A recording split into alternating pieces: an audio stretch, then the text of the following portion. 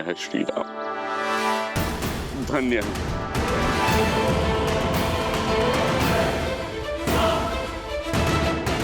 जिनके नाम मात्र से जन्म मरण का भवसागर तर जाए, जिनके दर्शन मात्र से जन्मों का दुख मिट जाए। महाराज, उनके स्पर्श से आपकी पीड़ा तो दूर होनी ही थी। हनुमान, अपने वाक चातुर्य से, अपने प्रेम और अपने आदर से इस नर को नारायण मत बनाओ। हनुमान, ये मेरी नहीं, मित्रता की शक्ति है। स्नेह और करुणा रस में डूबी मित्रता अमृत होती है, जो अपने स्पर्श से तन की पीड़ा हर लेती है। ये शक्ति मित्रता की ही है हनुमान, जो एक के बोल दूसरे के मन में उत्साह जगा देते हैं।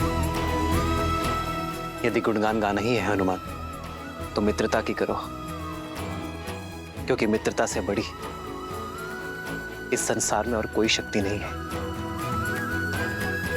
आप पर, आपकी मित्रता पर संदेह करने का पाप किया है मैंने, मुझे क्षमा कर दीजिए।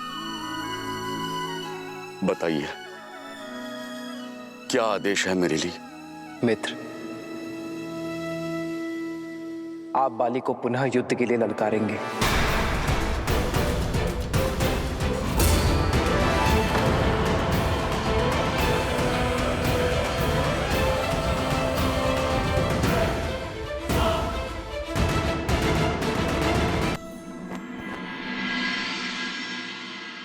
मैं जहां तुम्हें ले जा रहा हूं, वो स्थान मेरे लिए पवित्र और अत्यंत प्रिय है। लंका का सभागार। देखो, देखो इसकी भव्यता।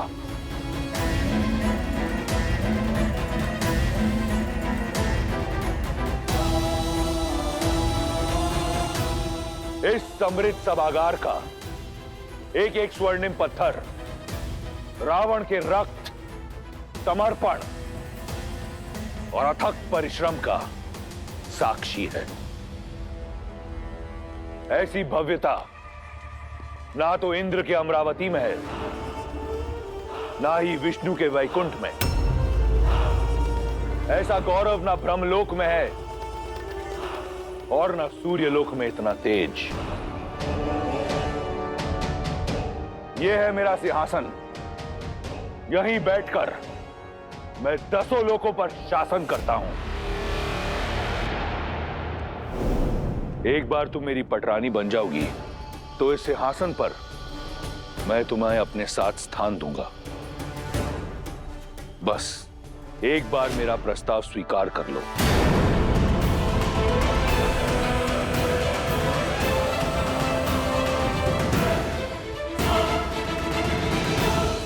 ये सम्मान, ये प्रतिष्ठा मैंने अपने बल पर अर्जित की है। तुमने केवल 10 लोकों के स्वामी को देखा है, एक रक्षराज को देखा है। आज तुम दशानन को जानोगी।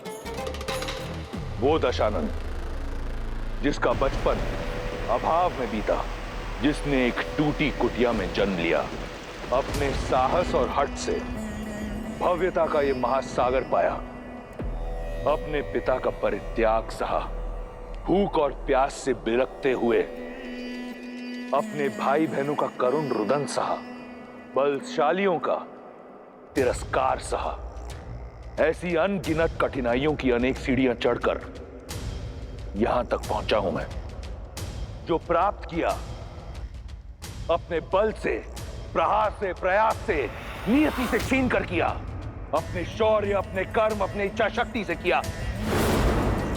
आज जो ये रावण तुम्हारे समक्ष खड़ा है, इसका निर्माता वो परमात्मा नहीं, स्वयं ये रावण है। मैं दशानन स्वयं को लंका का राजा घोषित करता हूं। और ये रावण कुछ नहीं से सब कुछ पाना चाहता है। यही उसकी हद है।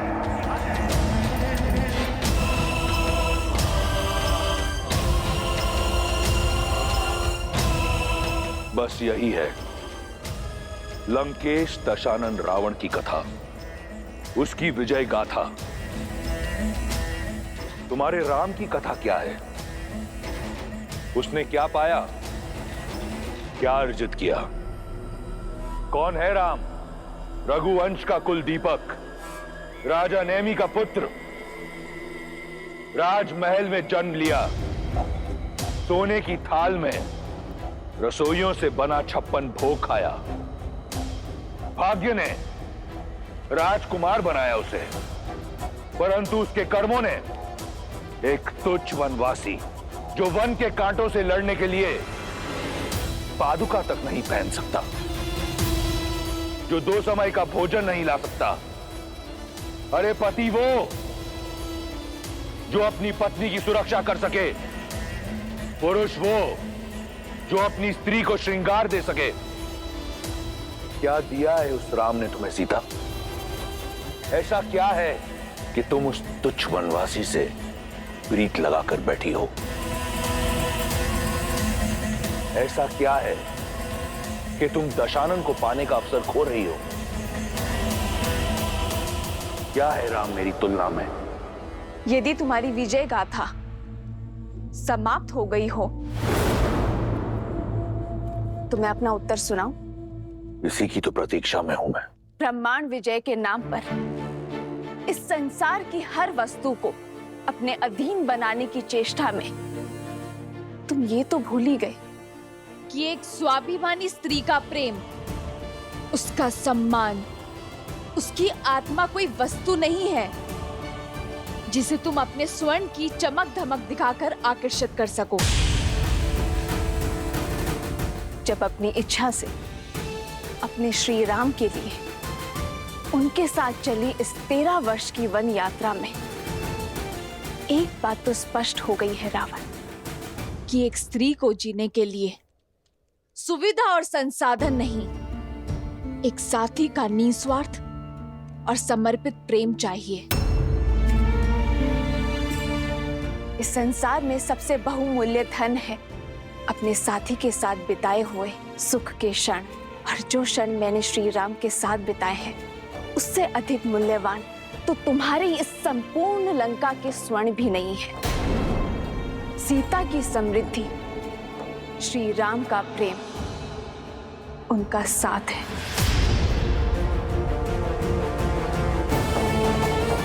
तुम अपनी संपत्ति दिखा रहे हो ना रावण, परंतु ये भूल गए संपत्ति अपनों से बनती है, उनके आदर और सम्मान से बनती है, भय से नहीं।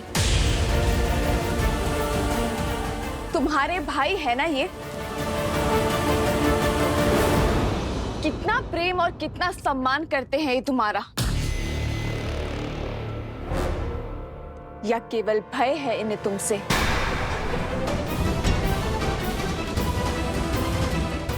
यदि भय ना होता तो तुम्हें भी भरत और लक्ष्मण भैया जैसे भाई होते। एक भाई जो अपने भाई की चरण पादुका को अपने मस्तक पर ढोकर उनके नाम से अयोध्या का राज्य चला रहा है। एक भाई जिसने अपने पत्नी, परिवार, सुख सुविधा को छोड़कर अपने भाई की ढाल बनकर उनके साथ वन में खड़ा है। वो प्रजा जो 14 वर्षों से प्रतीक्षा कर रही है कि कब राम नाम का सूर्य आएगा और कब उनके घर में दीपक जलेंगे।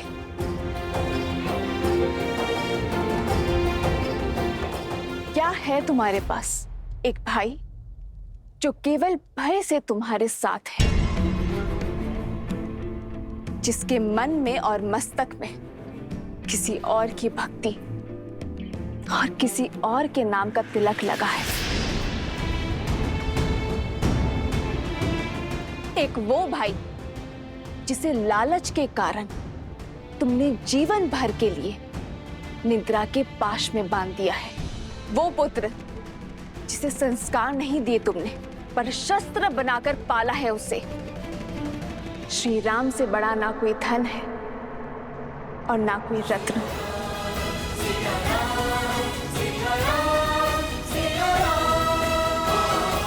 जिस सीता को श्री राम ने अपने हृदय के सिंहासन पर बिठाया हो, उसे तुम इस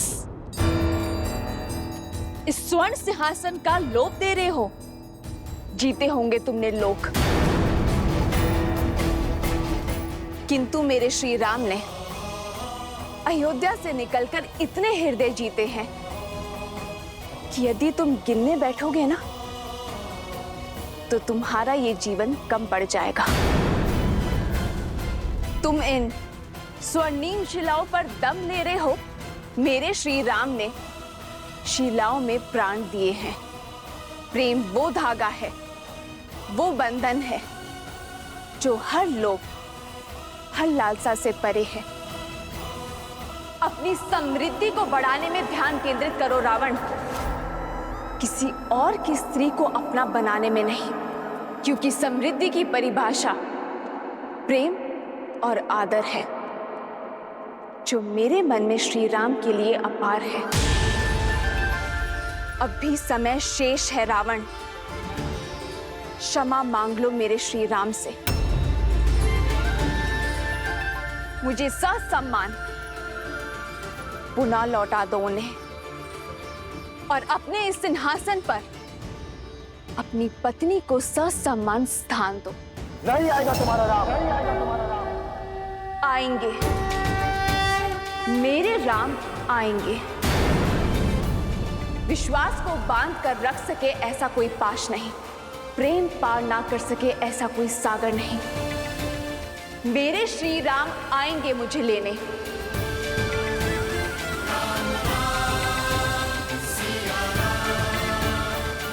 मेरा विचार है, हमारा संवाद समाप्त हुआ। अब मैं वाटिका में जाके अपनी समृद्धि का आनंद लेना चाहती हूँ। अपने श्री राम के साथ बिताए हर क्षण को स्मरण करने जा रही हूँ।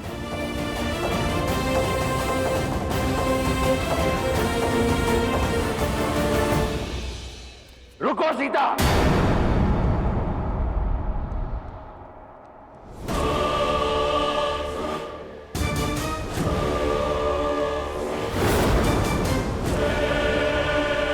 मेरे प्रेम को मेरी दुर्बलता समझने की भूल मत करना। मैं तुम्हारे समक्ष प्रेम का निवेदन लेकर आया था, याचना न ये। मेरे भीतर जल रही क्रोध की ज्वाला को मत भड़काओ। यदि मेरा हृदय तुम्हारे प्रेम से रिक्त हो गया तो ये क्रूर बन जाएगा। यदि मैं तुम्हारा प्रेम ना पा सका तो ये समस्त संसार रावण के नाम मात्र से भयभीत होगा। मेरे भीतर सो रहे राक्षस को मत जगाओ।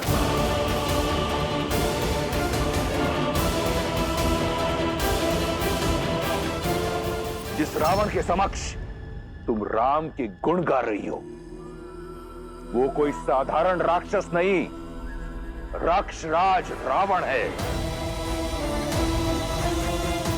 यदि मैं चाहूं तो इसी क्षण तुम्हारे राम का वध करके तुम्हारे मस्तक से यह सिंदूर मिटा सकता हूं, तुम्हारी गरिमा को कटोर सकता हूं, तुम्हारे सम्मान को रौंद सकता हूं। यह केवल मेरा प्रेम है जिसने मुझे रोका हुआ है। आने दो तुम्हारे राम को, मेरा सागर डुबा देगा उसे। स्मृतियां सजाना चाहती हो ना? जाओ, जाकर सजाओ, क्योंकि अब अपने राम को देख तो नहीं पाओगी तुम।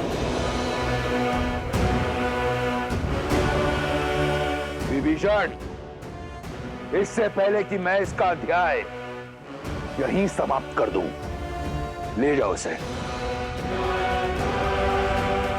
लंका में तुम्हारे इस भाई का समय समाप्त होते हुए देख सकती हूं मैं। और जब छत गिरती है ना, तो दीवारें भी नहीं बचती विभीषण जी। विभीषण!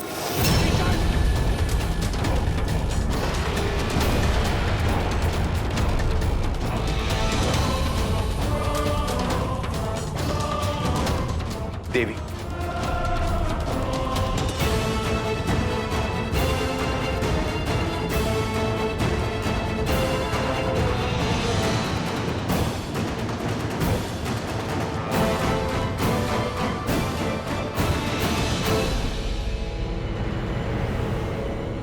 तिनके की भांति कुचल दिया मैंने आज उस विश्वासघाती सुग्रीव को।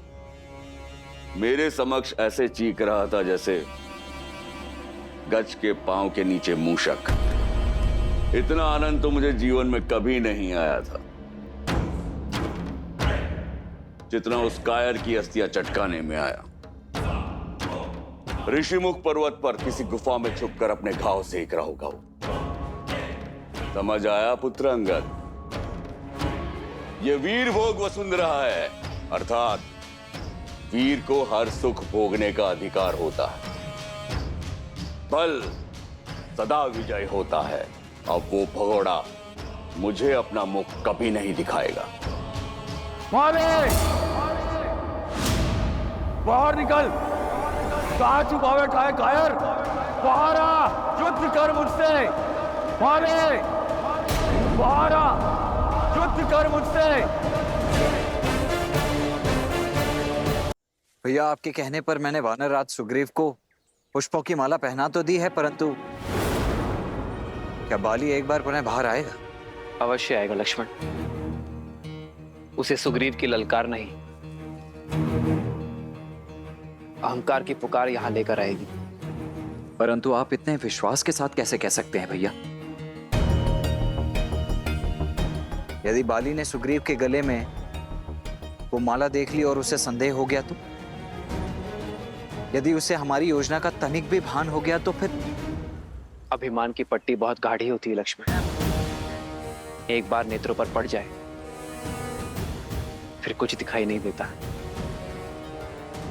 बल के मद में डूबे अभिमानी ये जान ही नहीं पाते कि उन्हें कौन से युद्ध लड़ने चाहिए और कौन से टालने। आज बाली का अहंकार ही उसे यहां तक खींच कर लाएगा। सुग्रीव से लड़ने अवश्य आएगा लक्ष्मण। मालिक, कायर, बाहर आ, युद्ध कर मुझसे। ये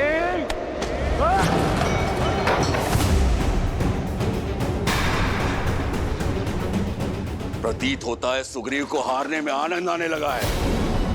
एक बार मृत्यु का सामना करके दोबारा लौट आए वो। उसने बाली को ललकारा है। इस बार ये ललकार समाप्त करके ही लौटूंगा। नहीं स्वामी, रुक जाइए। धनिक सोचिए, अभी कुछ प्रहर पहले ही आपसे पराजित और लज्जित होकर गए हैं सुग्रीव, और इतने शीघ्र आकर आपको पुनः ललकार दी है उन्होंने। स्वामी, मुझे शंका हो रही है। शंका ये करो कि इस द्वंद्व के पश्चात वो लौट पाएगा या नहीं। कायर लौट के आया है। अस्थियां तो पहले ही तोड़ चुका हूं। आज उसकी सांसों की माला भी तोड़ दूंगा। समझने का प्रयास कीजिए स्वामी। व्यक्ति ऐसा तभी करता है जब कोई षड्यंत्रघात हो या किसी शक्तिशाली मित्र का साथ हो। और गुप्तचरों ने हमें सूचित भी किया है कि सुग्रीव ने श्री राम के साथ संधि कर ली है। श्री राम की कीर्ति से तो आप भी अनभिज्ञ नहीं हैं। क्या हुआ मालिक? भयभीत हो गया क्या? बाहर निकल मालिक। कायर, कहां चुप के बैठा है? स्वामी, मालिक, बाहर आ और लड़ मुझसे। नहीं स्वामी, यदि एक युद्ध नहीं लड़ेंगे तो कोई अनर्थ नहीं होगा। श्वेत वस्त्र पर कीचड़ का एक छींटा भी बहुत बड़ा दिखता है तारा। यदि मैंने ये युद्ध छोड़ दिया तो मेरी कीर्ति सदा के लिए कलंकित हो जाएगी। युद्ध और द्यूत का निमंत्रण एक राजा कभी नहीं छोड़ सकता। पिताजी, यदि बात आपके स्वाभिमान की है तो आज्ञा दीजिए मुझे। चाचा श्री से लड़ने मैं जाऊंगा। ये तो और बड़ा अपयश होगा पुत्र। अपने पिता के बल को कम आंकने का दुस्साहस मत करो। किष्किंधा का राजा अपना कर्तव्य अवश्य निभाएगा। आज तो सामने सुग्रीव खड़ा है, कल को यदि युद्ध की ललकार तुमने भी लगाई तो मैं तुमसे भी युद्ध करूंगा। तनिक ध्यान से देखिए, सुग्रीव के गले में पुष्पों की माला है।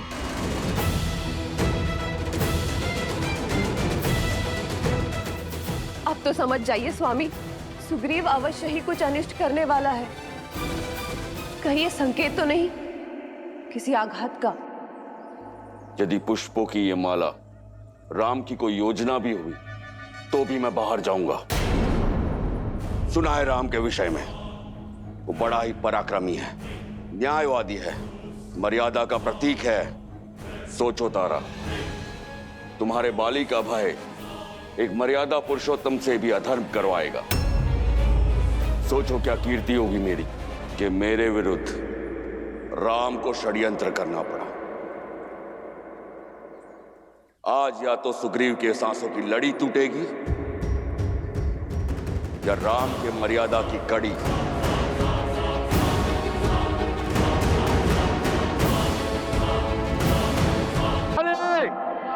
कायर, बाहर आ, युद्ध कर मुझसे।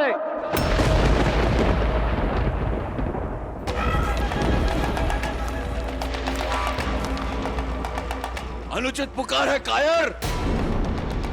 तूने बाली को नहीं, साक्षात काल को पुकारा है। युद्ध से पहले परिणाम की घोषणा मत करो। परिणाम तो तुम भी जानते हो और मैं भी। तुम्हारी हार।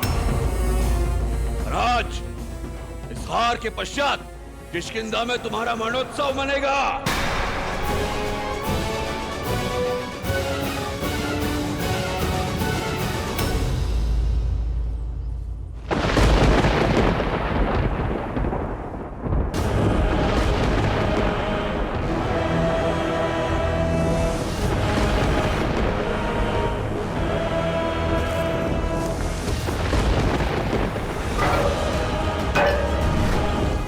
अब कैसा विलंब भैया?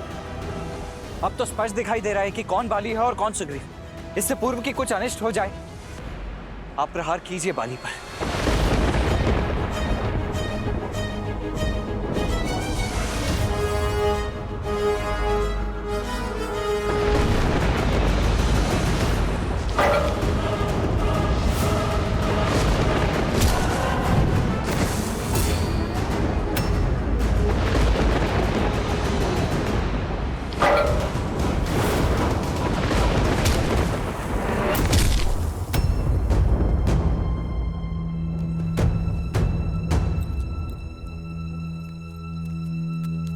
अंगद, तुम्हारे पिताश्री। माता, पिताश्री के बल पर विश्वास रखिए, सब शुभ ही होगा। कैसे? दो भाइयों के बीच युद्ध होना केवल अशुभ लाता है अंगद। तुम्हारे पिताश्री को रोकने का मैंने बहुत प्रयास किया, किंतु उन्होंने मेरी बात नहीं मानी। और अब तो तुम्हारे चाचा श्री के साथ राम और लक्ष्मण का साथ है। मेरा मन बहुत विचलित हो रहा है पुत्र। आपकी पीड़ा मैं समझता हूँ माता।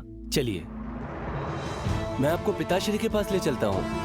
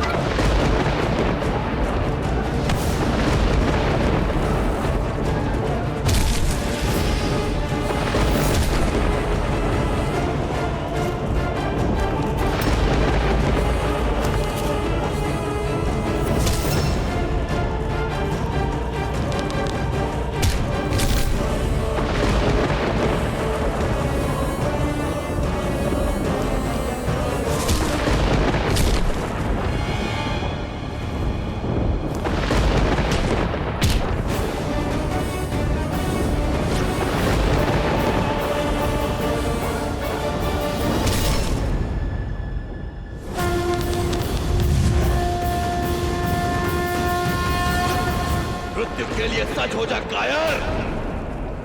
तुम्हारी मृत्यु पर बस एक दुख रहेगा, तुम जैसा कायर कभी मेरा भाई था।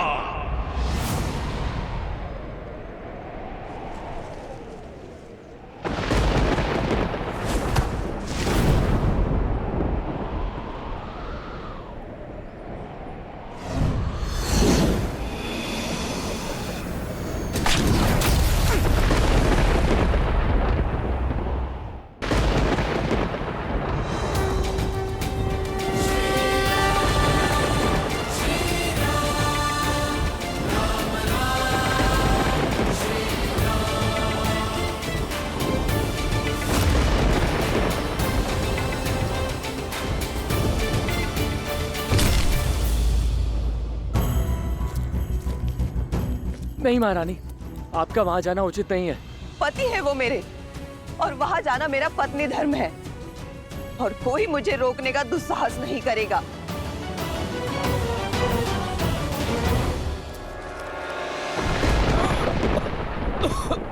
श्री रामचंद्र कृपालु भजु मन हरण भव भय दारुणम् भव कंज लोचन कंज मुख कर कंज पद कंजारुणम् श्री राम राम राम श्री राम। मुझे जीवन दान देने के लिए धन्यवाद श्री राम।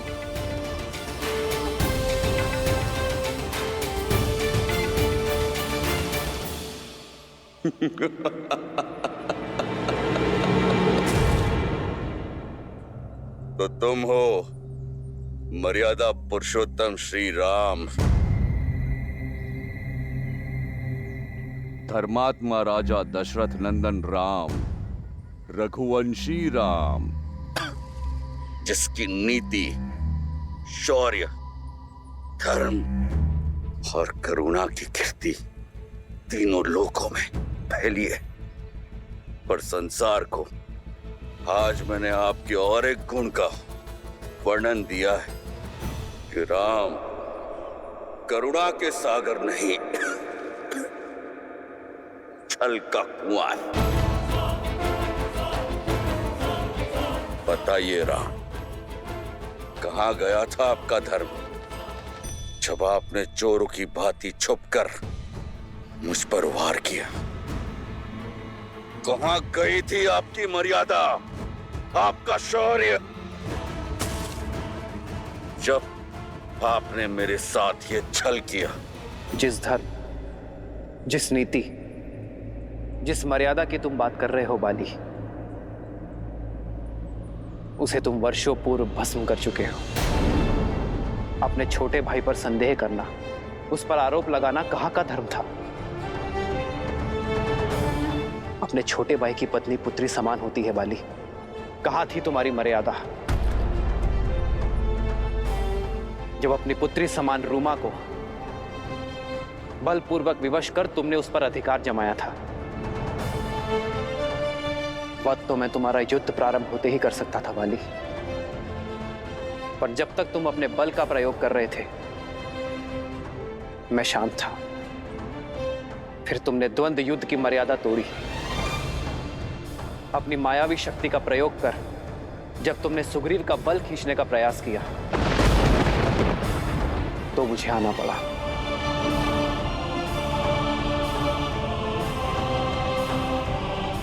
किंतु तुमने मुझ पर प्रहार क्यों किया? तुम्हारी तो मुझसे कोई शत्रुता नहीं थी। ये द्वंद्व दो भाइयों के बीच का था। नहीं बाली, यह द्वंद्व मेरे मित्र और उसके शत्रु के बीच था। मित्र का शत्रु शत्रु होता है, और मैंने तुम्हारा वध कर अपनी मित्रता का धर्म निभाया है। अपने कुकर्मों को कितनी सरलता से धर्म का आवरण उठा दिया तुमने। मुझे शब्द जाल में मत फंसाइए। फंस तो तुम अपने कुकर्मों के जाल में गए हो बाली, ये बाण मैंने नहीं मारा है। ये तो तुम्हारे कर्म है जो लौट कर आए हैं तुम्हारा हृदय भेदने। यदि कोई मर्यादा लांघकर कुकर्म और अधर्म के सहारे जीवन बिताएगा और ये आशा करेगा कि उसके साथ सब अच्छा ही होगा, तो ये उसका भ्रम है। और ऐसे भ्रम ये रघुवंशी राम हर बार तोड़ेगा। युग चाहे जो भी हो, परिस्थिति चाहे जैसी भी हो, जब जब कोई अबला स्त्री की मर्यादा भंग करेगा तो वो मृत्यु दंड का भागी अवश्य होगा।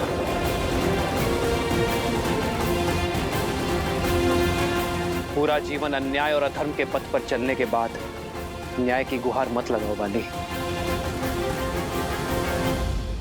समझ गया, सब समझ गया मैं। किंतु एक प्रश्न अभी भी है। आपने मित्रता का हाथ इस कायर की ओर क्यों बढ़ाया? यदि आप देवी सीता को रावण के पाश से छुड़ाना चाहते थे तो मेरे पास आते। मैं क्षण भर में आपकी दुविधा का अंत कर देता, रावण को लाकर आपके चरणों में पटक देता। तुमसे सहायता मांगना अधर्म होता बाली, और मैं एक पापी का अंत करने के लिए दूसरे पापी की सहायता कैसे ले सकता हूं? तुमने भी वही पाप किया है बाली जो रावण ने किया है। आज से तुम मेरी पत्नी हो। मैंने सुग्रीव से मित्रता की क्योंकि वो धर्म, न्याय, नीति और सत्य के पक्ष में है। और इस संसार में जो भी धर्म, न्याय और सत्य के साथ होगा वो कभी अकेला नहीं होगा। ये रघुवंशी राम उसका बल बनकर उसके साथ होगा।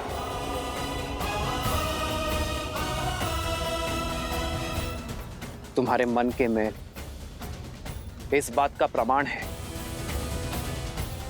कि तुम्हारे स्वर में अभी भी अहंकार है बाली, और तुम्हारे भाई सुग्रीव के नेत्रों में अश्रु।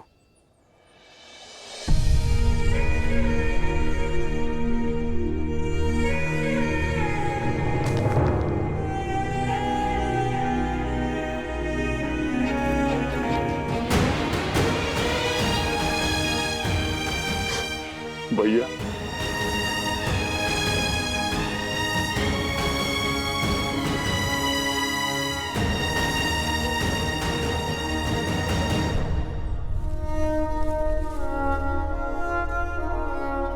सुग्रीव, मुझे क्षमा कर दो। रो मत, ये मेरे कर्मों का ही फल है जो मुझे भुगतना ही था। श्री राम की कृपा से उचित और अनुचित का भेद जान गया हूं मैं। बस एक पीड़ा है कि सत्य समझने में मैंने कुछ अधिक देर लगा दी। श्री राम, आपके कथनों ने मेरे मन, मेरी दृष्टि पर पड़े अहंकार के आवरण को हटा दिया है। मुझे क्षमा कर दीजिए। मेरे पापों को, मेरे कुकर्मों को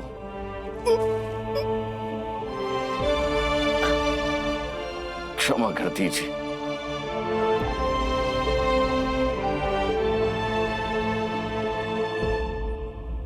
स्वामी! स्वामी! पिताश्री! पिताश्री! स्वामी! स्वामी, ये क्या हो गया स्वामी? पिताश्री!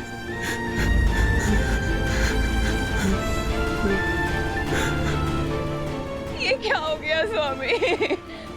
तुमने मुझे रोकने का, सुमार्ग पर लाने का प्रयास किया, किंतु मैंने तुम्हारी एक ना सुनी। ये मेरे कुकर्मों का दंड है तारा। आज्ञा दो। नहीं स्वामी, नहीं, आप मुझे छोड़कर नहीं जा सकते स्वामी। मुझे भी अपने साथ लेकर चलिए। नहीं तारा, मैं मर नहीं रहा हूं, मैं तो तर रहा हूं, साक्षात श्री राम के सामने अपना देह त्याग रहा हूं।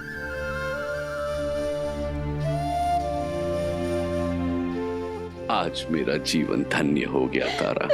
स्वामी, मेरी जीवन यात्रा समाप्त होने को है, किंतु तुम्हारी दायित्व यात्रा शेष है तारा।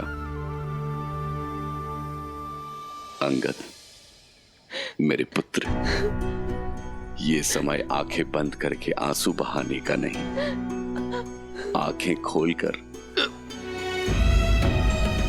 सत्य समझने का समय है। मेरी भांति मत बनना, अपने मन में मैल को स्थान मत देना, प्रतिशोध या पीड़ा को स्वामी आने मत देना, अपने चाचा का साथ देना, उन्हें पिता और राजा का सम्मान देना। सुग्रीव, तुम भी अपना धर्म निभाना, मित्र धर्म निभाकर देवी सीता को लाने में मदद करना, और राजधर्म निभाकर मेरी तारा और मेरे पुत्र अंगद का ध्यान रखना। श्री राम, आज्ञा देने से पूर्ण मेरी एक अंतिम इच्छा पूर्ण कर दीजिए।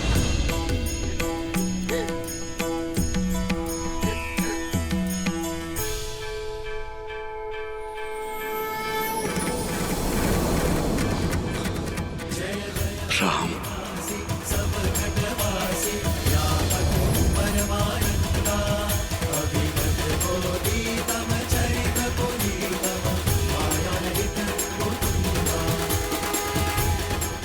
मुझे मोक्ष प्रदान कीजिए श्री राम। आप सत्य हैं, आपका नाम सत्य है, राम नाम सत्य है। आदर्श और मर्यादा की है ये कथा महापावनम, काटे मद श्री से मिला दे श्रीमद। कैसे जीऊंगी मैं आपके बिना? कैसे काटूंगी ये जीवन? आपके बिना तारा का ना कोई मोल है, ना उसके अस्तित्व का। महारानी तारा, आपने जो खोया है उस असहनीय पीड़ा का आभास भी नहीं कर सकते हम, किंतु ये समय भावनाओं में बहने का नहीं है, भावनाओं को संभालने का है माता। वानर राज बाली के अंतिम संस्कार का है, माता और महारानी के दायित्व को निभाने का है, क्योंकि कुमार अंगद के रूप में किष्किंधा का भविष्य टिका है आपके कंधों पर। और मेरा आज वो तो लौट कर नहीं आएगा। एक स्त्री का जीवन, सुख, भविष्य, सपने सब उसके पति से जुड़े होते हैं। अब वो ही नहीं रहे तो मैं जीकर क्या करूंगी?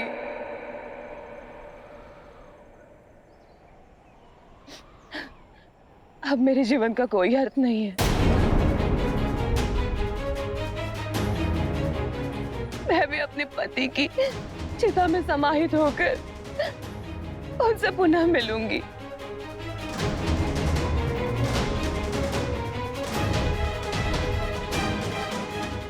कितने अकेले होंगे वो। श्री राम, आप तो करुणा निधि है। आपने मेरे पति की अंतिम इच्छा पूर्ण की, क्या आप मुझ पर भी कृपा कर सकते हैं? देवी आप। श्री राम, आपके तुनिर के बाण अक्षत है। एक से आपने मेरे पति के प्राण लिए, एक और बाण का उपयोग कीजिए। क्या आप एक और बाण से मेरे जीवन का अंत कर सकते हैं? मुझे अपने पति अतिरिक्त अब मैं हुई क्या श्री राम? जब तक जीऊंगी इसी पीड़ा के साथ जीऊंगी। श्री राम, आप तो पीड़ा का अंत करते हैं ना, मेरी भी पीड़ा का अंत कीजिए। यदि आपको स्त्री हत्या के पाप का भय है तो निश्चिंत रहिए, मैं आपको हर पाप से मुक्त करती हूँ। बस मुझे सती हो जाने का अवसर दीजिए। सती का अर्थ क्या है, ये पूर्णतः जानती हैं आप? सती वो है जो सत्य का पालन करे, और सत्य ये है देवी तारा कि आप केवल महाराज बाली की पत्नी और अंगद की माता ही नहीं, इस समस्त वानर कुल का भविष्य है। आज आप केवल अपने जाते हुए पति का मुख देख रही हैं। अपने प्रजा को देखिए देवी, जिनके नेत्र केवल आपको ताक रहे हैं, क्योंकि आप समस्त किष्किंधा की आशा है, उनकी प्रेरणा है। देवी तारा, यदि आपने केवल पंच तत्वों से बने केवल महाराज बाली के शरीर से प्रेम किया है तो वो कहीं गया ही नहीं, किंतु यदि आपने महाराज बाली की आत्मा से प्रेम किया है, जो अजन्मा है, अमर है, अविनाशी है, तो वो अनंत काल तक रहेगी। यदि आपका प्रेम आत्मा से जुड़ा है तो आप महाराज बाली के धर्म का पालन करेंगी, वो धर्म जिसका पालन आपके पति कभी ना कर सके। एक प्रजा के लिए उसकी राजा पिता और राजमाता एक समान होते हैं। ऐसे में आप केवल अपने पति और पुत्र के बारे में कैसे सोच सकती हैं? राष्ट्रस्य श्रवा नारी अस्ति, नारी राष्ट्रस्य अक्षी अस्ति। अर्थात नारी राष्ट्र का कल है, दृष्टि है, एक साहसी स्त्री संपूर्ण सभ्यता की वो नींव है जिस पर समस्त मानव सभ्यता टिकी हुई है। क्या आप अपने अश्रुओं के बाढ़ में पूरी किष्किंधा सभ्यता को ध्वस्त कर देंगी? क्या महाराज बाली प्रसन्न होंगे? नहीं देवी तारा, आपको स्वयं को संभाल कर महाराज बाली के सम्मान की रक्षा करनी होगी। उनके शौर्य, उनकी निर्भीकता को आधार बना किष्किंधा के अगले राजा महाराज सुग्रीव और राजकुमार अंगद का मार्गदर्शन करना होगा। ऐसी किष्किंधा का निर्माण करना होगा जो महाराज बाली को सुख और उनके पूर्वजों को गर्व से भर दे।